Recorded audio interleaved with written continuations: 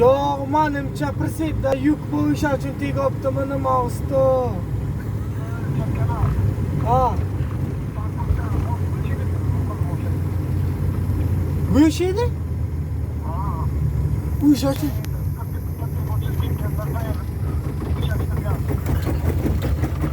Voy, siz qaramadingizmi usta shuncha pul olib?